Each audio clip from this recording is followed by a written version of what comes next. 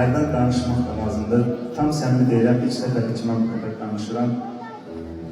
Demək, təsadüf eləyir 1986-cı illərə danışa da bilirəm. Orta məktəbdə oxudum, sevərək orta məktəbində. Burada Lenin heykel var idi, səhər balaca sinifdə, 4-cü sinifdə qədər olanlar mahnılardan okurdum. Bu istikrardan onda aşk oldu. Karşımda kuşlar yanlarında ben insanlar önünde danışabilirim. Çok karşımda içimde.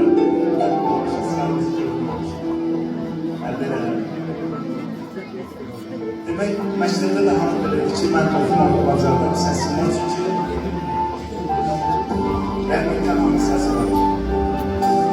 Bir gün məktəb rəhbərimizdən çağırdı, Vahid Məhmədov, şəhid ataları oxudu, mahnının sözlərini də məni oxudu, quruşlar olsun.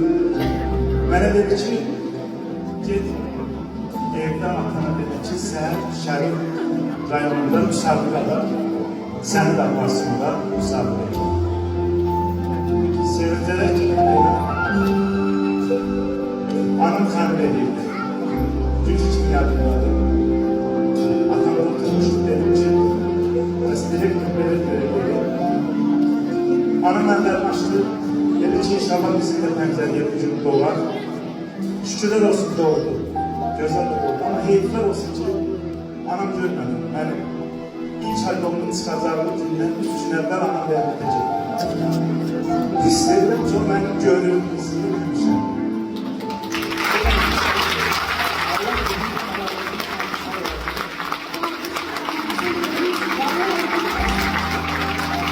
Havanı Beşiktaş'ıydım, onu salamlayıram, bilmirəm, haqq oturdu. Salamlayamısın. O mənim ana vəzimdir. Yəqin ki, anamın əvəzindən də mənim üçün boya edir. Teşekkür ederim.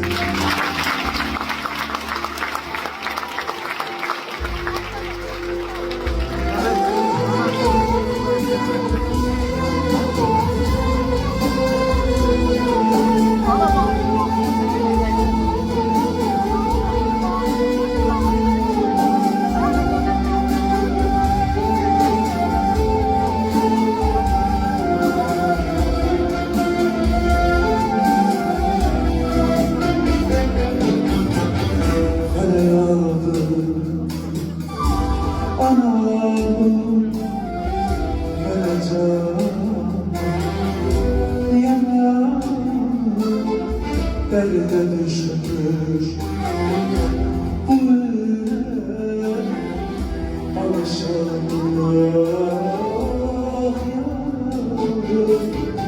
uzun sensiz gece sensiz yanacak üzülecek yalnız boyun ettim ben sensizce uzun sensiz gece sensiz yanacak üzülecek yalnız boyun ettim ben sensizce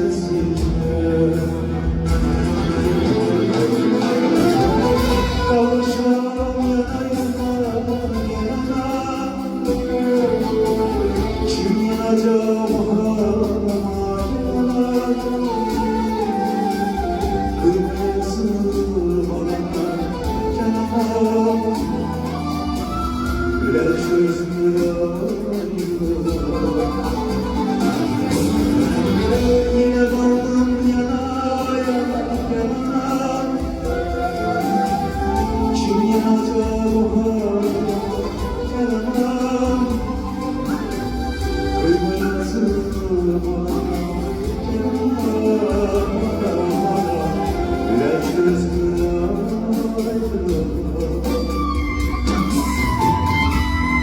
Kimseleri yapmayalım.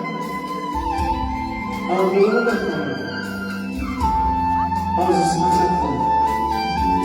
Ben de geliyorum.